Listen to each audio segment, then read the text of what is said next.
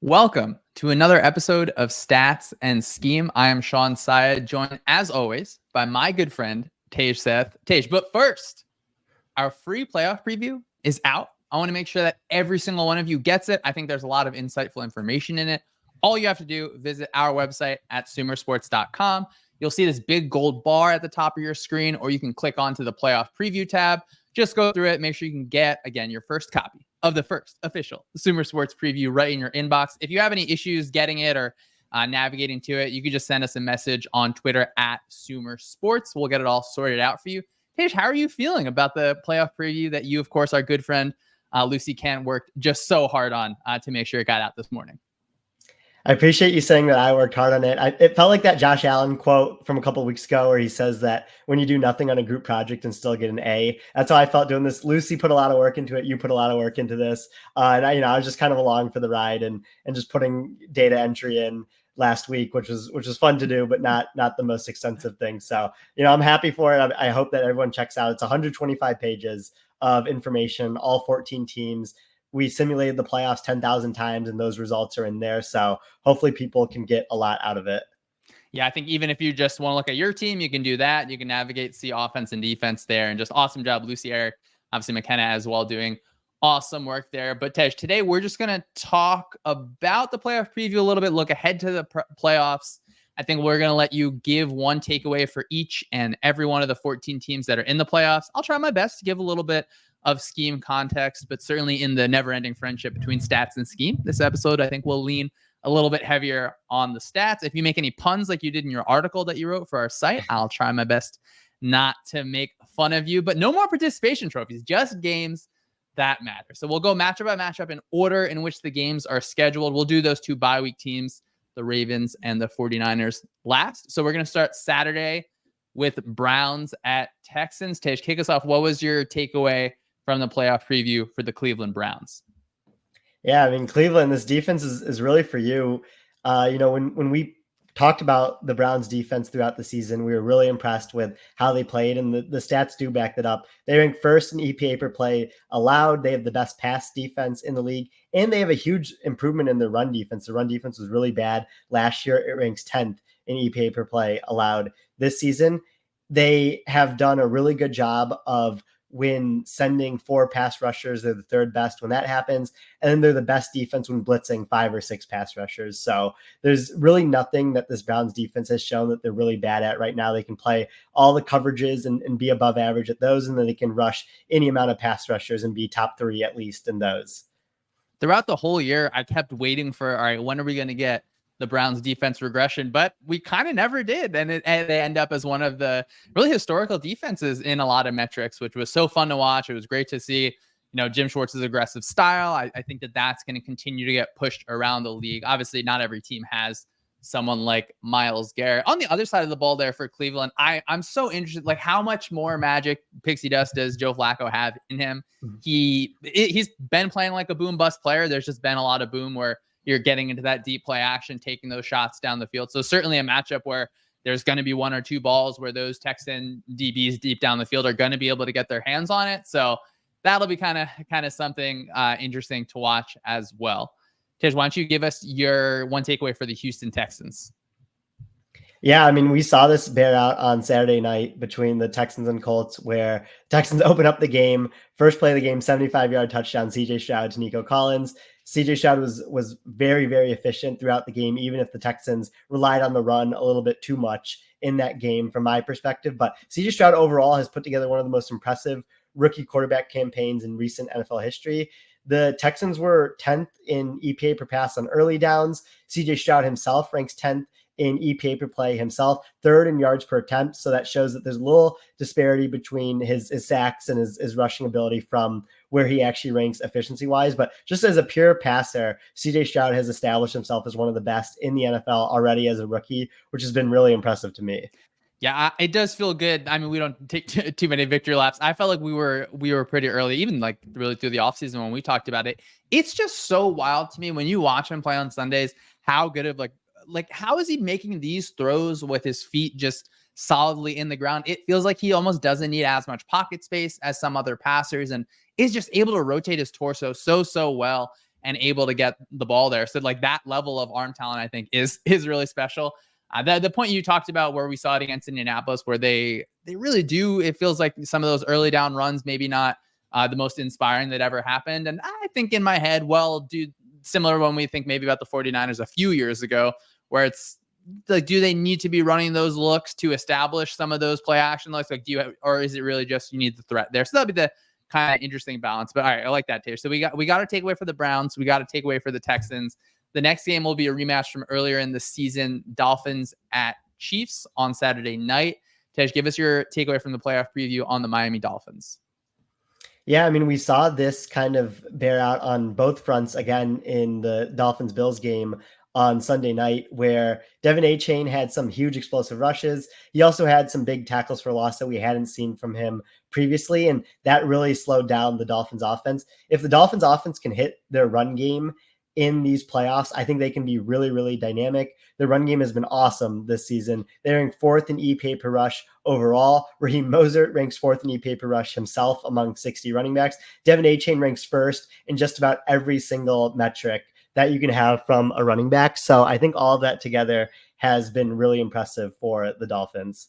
Yeah, Achane's just such a special player already. And literally like every time he gets the ball, he's getting, I think it's like over 8 yards a carry or something like that. So absurd. And then I do think McDaniel has done a good job in not a small thing, but you'll see Tua do it where he looks like he's opening up one way and then turn the other way and pitching it. So finding different ways to manipulate in the backfield, anything you can do to play with the linebacker's eyes. And to me, that's so creative because it's not like no one in the world has ever done that before, but the way you see, I mean, Tej, you know, it all comes back to Kyle Shanahan, but the way that they manipulate linebackers and then how McDaniel does it within his system and being able to do it out of pistol and those sorts of looks, to me, that's always really, really cool to see a coach that's not just playing the hits from another team or where he was previously, but really able to build on that over and over. And we'll see. I think the Chiefs, we'll get to the Chiefs right after this, but I imagine they're going to play a lot of 2-man. We've seen a lot of 2-man against the Dolphins in a lot of ways. You hope that those Miami weapons are all healthy on the outside to really be able to stretch the Chiefs.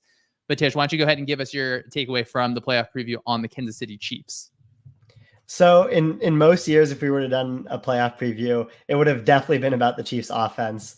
We haven't really seen the Chiefs have an above average defense in the Patrick Mahomes, Andy Reid era in Kansas City until the back half of last season.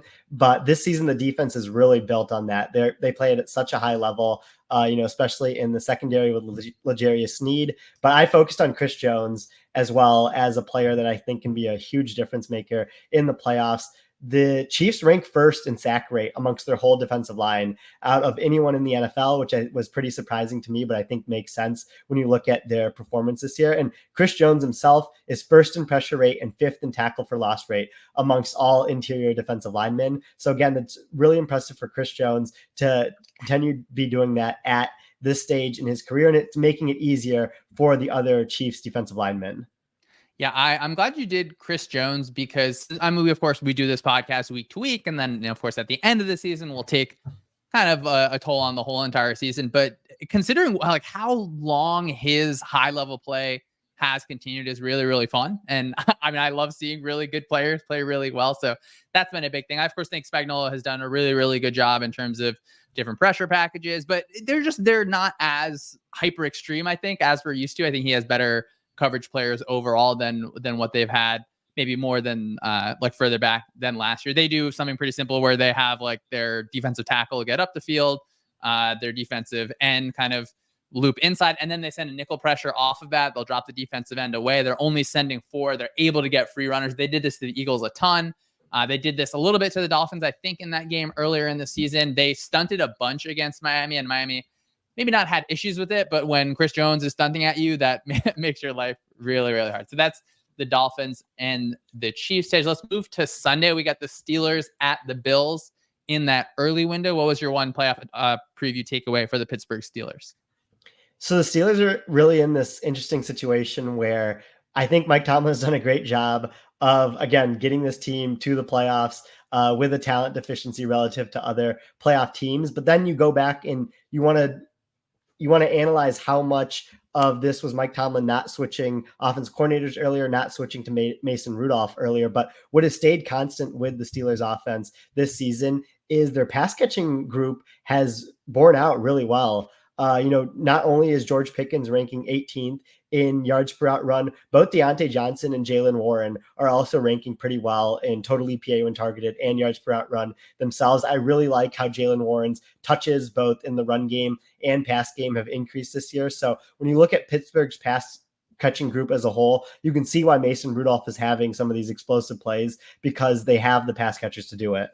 Yeah, and for a look behind the scenes for everyone, we're preparing the playoff preview. We're kind of like, you prep more than the teams that are just in the playoffs. To me, I was telling Tej, all right, we can fill in Pittsburgh's a little bit later, and they surprised everyone and got the right bounces and ended up in the playoffs. I do think Jalen Warren just been a lot of fun to watch through the year. All right, let's get to the Buffalo Bills. Tej, you don't have to put it on the record, but you think are the Bills one of your Super Bowl picks? The Bills are actually my Super Bowl pick out of the AFC. I mean, obviously love what the Ravens have going on and they get the bye week, but I still just really like the high end play of the Bills. I can't quit them. It's very hard to. I agree with you, Josh Allen. We're never going to be able to quit him. Why don't you give us your one takeaway from the playoff preview on the Buffalo Bills? Yeah, so the really interesting thing that I found when I was looking at the Bills passing map is that they are much better throwing to the right side of the field than to the left side of the field. And I think that stems from where Stephon Diggs usually lines up, but it also could be Josh Allen's preference, the way he likes to scramble, the way he likes to throw the right. So when the Bills are throwing to the right side of the field, especially when it's like the main area of air yards, like 5 to 15 air yards, they rank top 12 in basically every single 5-yard bucket of air yards. When they throw to the left side of the field in the same buckets, they rank bottom 5 in most of those. So I think there's multiple reasons for that, but the Bills really like throwing to the right side of the field and they're really good at it. When I look at players in general, I love to think of who are the players that morph how we think about certain aspects of the game or kind of known truths. And of course, turnovers are bad. Like we're never going to say that turnovers are good. Josh Allen, sometimes it makes it feel like he's able to overcome his turnovers. He has enough productive plays where whatever throwaway arm punt that he has, it just sometimes doesn't matter. So Josh Allen is just continues to radicalize me in the way that he plays, where if you can't access some of those high-end throws when you're rolling out, especially to the right, I think that's probably where most right-handed quarterbacks would prefer to roll out to. They're able to do a little bit on the run. They don't have to torque their whole entire body the same way. He can really just flick that ball pretty quick. But Tej, am I crazy? Like Josh Allen is making me feel like he's the one that can just, you live with the turnovers because that 99th percentile that's in him that we've seen frequently is just so hard to access for anyone else. But if he needs to throw 1 or 2 interceptions, you kind of have to live with that at times. I'm exactly with you there. I mean, when you look at Josh Allen's performance on Sunday night against the Dolphins, like I think that coming out of it, you wouldn't say that it was one of his better performances of the season, but he still finished with +8 total EPA on 55 plays just because he's so valuable outside of the 7 expected points added he lost from the interception, the 4 expected points added he lost from the fumble, and then the 2 points that he lost from the 4th down failure right before the half.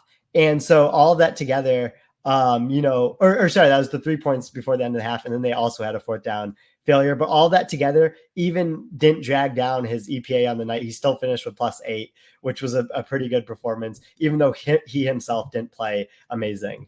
Yeah, and that just really, it leads into as you said, we can't quit Josh Allen. We just can't, we won't. And hopefully the Bills don't, and hopefully Josh Allen doesn't quit on himself. Keep on doing what you're doing, Josh. It's just a fun brand of football to watch, right? We don't want to we want to see someone push the ball down the field. It's going to get intercepted. Obviously, we're not going to come on here and promote turnovers. All right, let's move to the next game. We got a fun one. The Packers at the Cowboys in that middle slot on Sunday. Tej, what is your one takeaway for the Green Bay Packers? Okay, so here's a little bit of like a fun fact. It doesn't mean that much in the grand scheme of things, but I thought it was funny. So when Jordan Love was a senior in college, his last year in college, in the Mountain West Conference, he finished 6th in QBR out of everyone in the Mountain West Conference. This season, he finished 6th in EPA per play as a first-year NFL starter. And this was a pass catcher room of first rookie and second-year players. Jaden Reed, Dontavian Wicks, Christian Watson is still developing and dealt with injuries. And both Reed and Wicks ranked 35, they're top 35 in yards per out run. They are working with rookie tight ends in Tucker Kraft and Luke Musgrave. So all this together has been really impressive job by Matt LaFleur, Jordan Love, and the rest of the Packers offensive group to get this young group of offensive skill position players on the right page in the second half of the season. Been so fun to watch. I think we talked about them probably on one of our first 3 or 4 episodes, just because we saw them really be able to manufacture explosives against the Bears right away, and kind of on those early season defenses, maybe a little bit of a dip towards that middle end part of the year. And I'm glad that the Packers are in the postseason. I think it'll be really good for them as a team. And they're one of the top, I think, 4 or 5 teams in dead money. And for them to be able to just rejuvenate a lot of that pass catching group, and Jordan Love has been, Green Bay feels like they're doing it again. When I was talking about Stroud's rotational throwing, Love I just don't get it sometimes, where he's really be able to super flat footed. He can take those fadeaway jumper throws that you have to have a cannon to be able to make those throws. I think arm strength in the NFL, there's so many different aspects to it. There's people that, sometimes you look like you're throwing a 100-mile-an-hour fastball. You're really putting every single part of your body into it to get to some parts of the field. And then you have Jordan Love just off his, not even off his back, but sometimes he's literally jumping in the air and able to make those throws. I'm excited for this game particularly. I just want to see what LaFleur is going to cook up, because he is going to have something. And obviously, in terms of narratives, this one's a lot of fun with McCarthy playing against the Packers again. Obviously, McCarthy coaching the Cowboys. Tej, what's your takeaway for the Dallas Cowboys? Yeah, it's a big test in this game for Jordan Love. You talked about how he's able to make those throws with his arm strength off platform. And I think that's what's going to happen in this game. The pressure will be on from the Cowboys defense. Dan Quinn's defense is the highest pressure rate generated in the league. And I think Quinn himself, who has gotten a couple head coaching interviews here, and justifiably so, is really good at mixing up the amount of pass rushers that they send. When they rush 5 pass rushers, they do that at the second highest rate in the league, and they get pressure on 40% of those plays, which is the 8th highest rate in the league. And so he's done a great job of rushing his normal 4, where Parsons is usually leading the charge on that, and then switching to rushing 5, where he's able to get pressure from multiple directions and make each offensive lineman work to keep the quarterback clean. So I think he's done a good job of that, and the Cowboys defensive line has done a great job as well. Yeah, Dan Quinn continuing to do a great job. I'm also excited in the run game on their defensive end, getting Jonathan Hankins back, who I believe he'll be healthy. Just having that interior defensive lineman when you're playing so many of those light boxes, when you want to be in really dime personnel looks, you're trying to fit up the run. It is such a positive to be able to win a little bit on the inside. And then just thinking about what Michael Parsons is going to do to everyone on that Green Bay offensive line. And really, he's done it to every single one. And Tej, even going back to the Lions game, watching it back a little closer, I thought he did a really good job against Penei Sewell. So if he's doing it against the best people in the league, he can really, really do it against anyone. I think there's going to be times where Jordan Love is going to want to hold on to the ball a little bit, because of those shots are going to take a little bit of time to develop down the field. And that's going to be a little bit harder when you have Micah Parsons bearing down. So that game has a lot of fun narratives, but I think probably the narrative game of maybe our lifetime, Tish, certainly your lifetime. We got the Rams at the Lions. All right, maybe you could pick your favorite narrative. Is it the McVay Goff? Is it Goff to McVay? Is it Stafford Detroit? Do you have a preferred one of maybe those 3? I don't even know if I can emotionally talk about Stafford back in Detroit on this show without tearing up a little bit. Don't want to do that for the viewers and listeners. But I do think that the interesting angle that is not being discussed, that you brought up in this game that much, is Goff against McVay. This was an ugly divorce from McVay and Goff, where McVay was saying stuff in the media. The trade value itself showed where the Rams valued Stafford compared to Goff. And I think Goff is going to be really fired up to play this game. Definitely has to keep his emotions in check, because there's going to be a little bit of bad blood with McVay returning to Detroit. Yeah, Tej, just want everyone to know that, this is a pro emotions podcast. Tej, if you need to express anything, you need to take a 5-minute break. We can always do that. My brother's going to be at this game as well. So I'm really, really excited to hear just how we'll get a recording, see how loud it is in Ford Field. To think not having a playoff game there for something like 30 years, I'm sure that place is going to be rocking. That's going to be a lot of fun. But let's talk about, Tej, your playoff preview takeaway for the Los Angeles Rams. So, yeah, like I mentioned, obviously a big Matthew Stafford fan, watched a lot of Rams in 2021, his first year there. And I was frustrated with the run game. I thought that Sean McVay was a great run game designer in 2018, 2019. And that wasn't there as much, I thought, with the 2021 Rams. And they ranked 21st in EPA per rush that season. But McVay has been working at this run game side of things now that he has the passing game side nailed down. And they ranked 15th in EPA per rush last season and ranked 7th this season. And so a lot of that stems from using motion at the second highest rate in the league. They usually do that on run plays, and I think that's been really beneficial for them. When Kyren Williams himself has been on the field, the Rams have the third best EPA per rush and third best success rate. And Kyren ranks in both of those very highly among the 60 running backs in the league. So all of this together, McVay's new run game, Kyren Williams' ability to force missed tackles and get yards after contact has been really impressive this season. I think the Rams are probably the favorite. Oh, this is the dangerous team. That's kind of not a division winner pick. And I think it makes sense. There's just nothing that tells me that they're not going to score a lot of points really against any defense that they play, particularly when you think maybe the Lions defense, not the best defense in the league. I'm glad you focused on the run game there. I thought last year we saw a lot of duo from them, so that, interior attacking run, get really vertical in that run game. And then we saw it like now he's using those motion, not those specific motions, but motions in general and different sorts of disguises that we love from the 2018 Rams for a different run concept. So similar to how I was talking about McDaniel and him using different things within his system to be able to attack, for McVay to obviously have done it with the wide zone and the boot off of that in so many different ways in his past, to now being able to do it with a totally different run in duo is something that I think is really, really great. And that, of course, is nothing to mention of Matt Stafford, who is just absolutely gaming when he is out there. So I'm going to be excited for this one. And of course, they're playing in Detroit against the Lions, as we talked about. Tage, what's your one takeaway for the Detroit Lions? For the Lions this season, it's really been all about the run game. In regards to their offense, they have the lowest pass rate over expected of any team in the playoffs. And I think that, they want to make it easy for Jared Goff, and their run game has been a positive EPA run game. So it's slightly justified compared to like when we talked about the Texans earlier. And David Montgomery and Jahmyr Gibbs, I think, complement each other so well. Both running backs are top 10 in EPA per rush. Montgomery is the high success rate running back. He's someone that can convert for you on short yardage, red zone, when you need a third or fourth down conversion. And then Jahmyr Gibbs has the high explosive run rate where he can really work outside the tackles, break off 15, 20-yard carries. And he's done that a decent amount, especially in the back half of this season. So when we talk about a shootout in this game, it's definitely on the table because both of these offenses are better than both these defenses.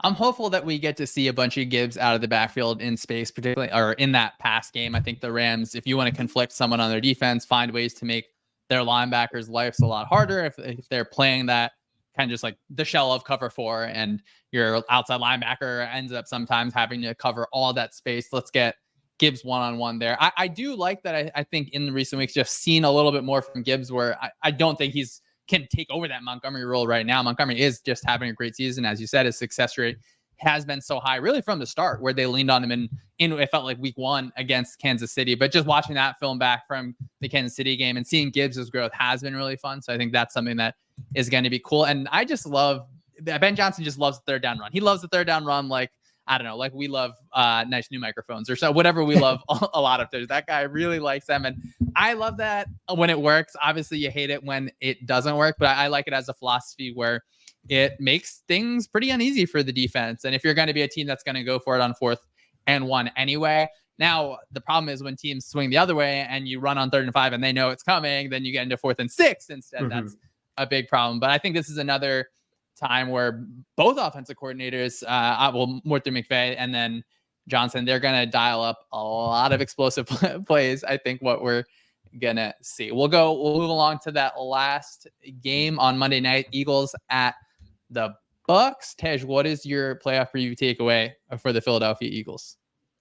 So the Eagles have had a tough back half of the season, as you've been following closely on the Philly special that you do every week, which is a great listen, by the way, for anyone looking for playoff preview pods. But I think the one thing that can keep them in a lot of these games is they're so good when they're passing on late downs. They have the best EPA per pass on late downs in the league this season. Jalen Hurts is second behind just Dak Prescott in EPA in expected pass situations. So when the chance of passing is 70% or greater based on game situation. And AJ Brown has a massive target share against man coverage. So if defenses do play man against the Eagles on late downs, which I think is something that pops up a lot, especially on late downs where the distance to goal is longer. Where they can feel comfortable not having Jalen Hurts scramble. AJ Brown has a 45% target share in those situations. So the Eagles will continue to target him in a lot of these scenarios here. And I think that can help them compete in these games, even if their defense is not playing as well.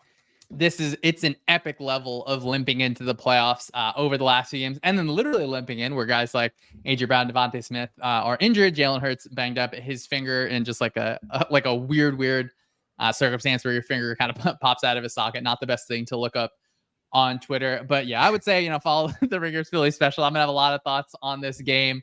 I think if you're a defense and you're playing against the Eagles, just like crowd the line, get in your cover zero blitzes. The Eagles, I think, consistently have shown that they don't have the best answers to the blitz, and Tampa Bay has shown that they are a team that wants to blitz.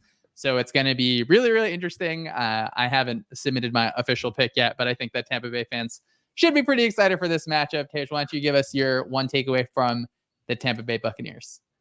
Todd Bowles versus Jalen Hurts again is pretty exciting. But yeah, looking at the Buccaneers side of the ball, I know the last two games have been a little rough just because I think he's been playing injured, probably more than we know about. But Baker Mayfield's production this season still turned out really well. He ranked 13th in EPA per play. The biggest area of improvement from my perspective has been with his sack rate, where he had a 10% sack rate in 2022, which is very, very high. It's been lowered to 6.5% in 2023. His pressure to sack rate has gone from 33rd in the NFL to 21st. So it's much better than it was in previous season. And, this is a point that I think you brought up before that I really like, is like the offensive coordinator, Dave Canales, has done this with Geno Smith. He's done this with Baker Mayfield. He's helped high sack rate quarterbacks lower their sack rate. And the other commonality between the two is Chris Godwin and Mike Evans is one of the best receiver duos in the NFL in Tampa Bay. And then you also have DK Metcalf and Tyler Lockett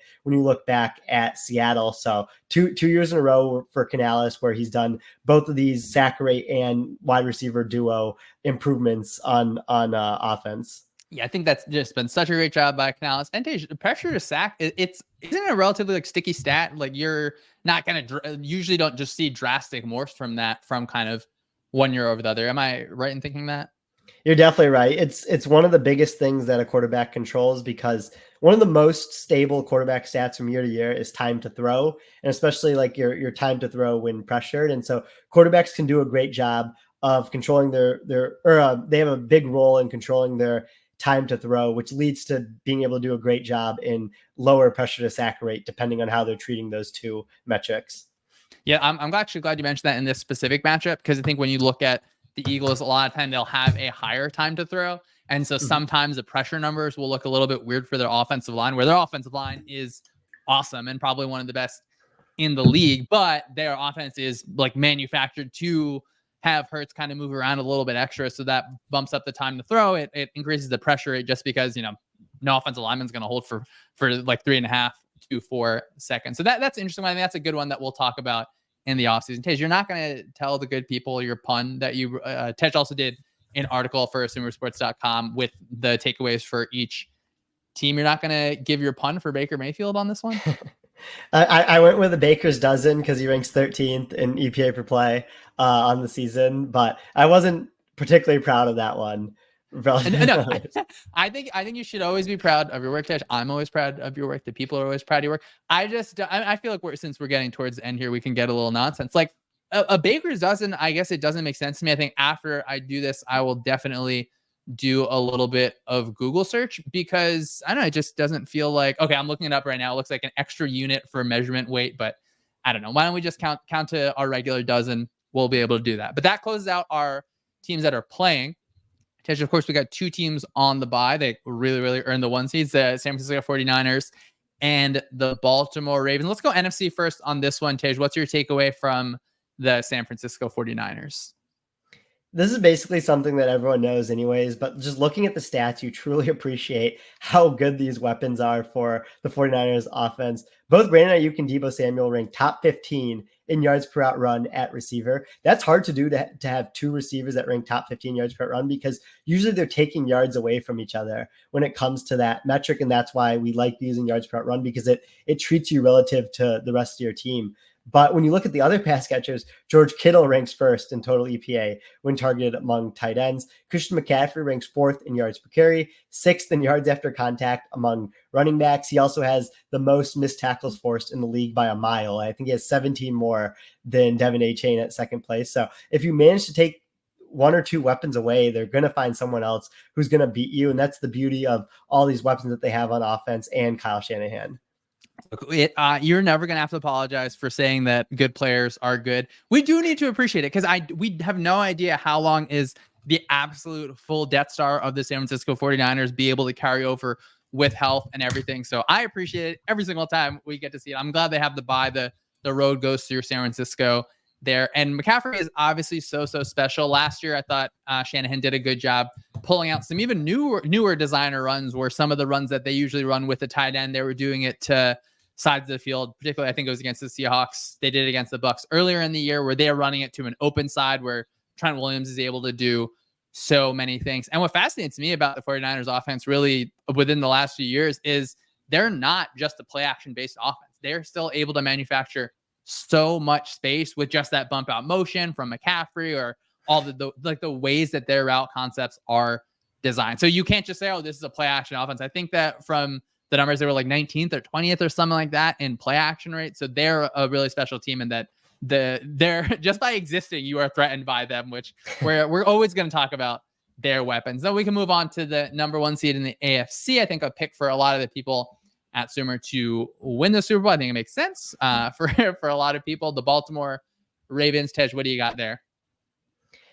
Yeah, so when you're like driving home from somewhere when you're a kid and you ask your mom, you're like, oh, can we stop at McDonald's on the way home? And your mom's like, no, we have food at home. Like, we have food at home. You don't have to stop at McDonald's. Well, the Ravens are perfect because they have Mike McDonald at home. Like, he's their defensive coordinator. He's put out this awesome defense this season. They rank second in EPA per play allowed. They have the second best pass defense in the NFL. And I think the most impressive thing about the Ravens this year is they don't really have a standout pass rusher, but they have the fourth highest sack rate in the league, with Justin Madubuike, Jadeveon Clowney, and Kyle Van Noy as their leading pass rushers. It's not like they have a Myles Garrett, Micah Parsons, Nick Bosa type pass rusher. They've been able to manufacture pass rush throughout the whole year. So it's just a really sound defense from back to front for the Ravens defense. I think Mike McDonald has done a great job with it, as we've talked about many times on this show throughout this season. Yeah, great job. I'm glad. I think we went the whole year without doing any sort of McDonald pun. So I think that now, that it makes sense, Dave. This is the week to be able to get it out. On the other side of the ball there, just want to send my full appreciation for how Lamar Jackson has played within the pocket over and over. We've seen it multiple times throughout different years in his career, but now it is so clearly like the plane is built out of Lamar Jackson in the pocket. So obviously shout out to Todd Monken there. I think he's done a really good job. Probably Lamar's best group of receivers that he's had through his career, even with Mark Andrews injured. Obviously, we wish that he was back, but Isaiah likely has done a lot of good there. I do hope that we see Roquan Smith, Kyle Hamilton just continue to just totally tear it up, and seeing those positions that maybe we don't prioritize fully when we talk about if we were just constructing an all things equal sort of team building exercise, but the way that they can take things off the plate of other people. Kyle Hamilton, of course, can play that nickel role. He can get back. He can be that high safety and be flexible in a lot of ways. Of course, when we talked about it, when we saw Baltimore versus San Francisco, just any other kind of thoughts? Like, what are your, like, do you have to default to a one seed is going to make the Super Bowl just because like the bye is so powerful? And getting that week of rest, obviously playing one full less game, you lower your variance in so many different ways. You got any other pre-playoff takes you want to pop off before we get out of here? Yeah, I like the point about the one seed. My kind of pre-playoff take is I think this is going to be one of the seasons where a non-quarterback wins Super Bowl MVP, because I'm thinking about the different teams that might end up making the Super Bowl. If the 49ers make it, I think there's a very high chance that Christian McCaffrey or Brandon Ayuk or Deebo Samuel, wins Super Bowl MVP in that game. If the Ravens make it, I could see a huge game from Gus Edwards where he gets those 1 yard touchdowns, or Zay Flowers The Bills would probably be Josh Allen. If the Dolphins make it, I could see Tyreek Hill winning Super Bowl MVP. If the Chiefs make it, it might be Travis Kelce's last ever game in the NFL, so maybe he gets it. So, I think it would be cool for a non-quarterback to win Super Bowl MVP. There's really no laws around that award, so I think that there's a good chance of that happening this year. There are no laws around it. Yeah, let's give it to a defensive player. Defensive player too. Yeah, I think that would be a lot of fun. But come on, if the Ravens win it, like Lamar is going to be. I think the reason I do like, every playoffs, think we see, well, what is the narrative that is kind of emerging from the team? And it's always funny to think, well, we watched all of these weeks of football. Obviously, you have to get to the playoffs. That is very, very hard. But then so much can just hinge on really the bounce of this oddly shaped ball. But yeah, I guess we didn't have to put out our predictions yet. We'll talk about it week after week. I'm excited, Tej. I think this is it's a really good field of playoff teams. I'm even going down to the Packers and the NFC. The Packers and the Rams, I think, are two of the more fun wild card teams. And then thinking about the Texans-Browns matchup, that's certainly a game that the Browns could win. Thinking about the narrative when we do Narrative Street, the Browns versus the Ravens, that has with Joe Flacco, with the franchises, that's packed with so many different things. I haven't thought about, to get 49ers-Rams again with McVay and Shanahan, that would be a whole lot of fun, but I know that would mean heartbreak for you in a lot of different ways. All right, Tej, let's get on out of here.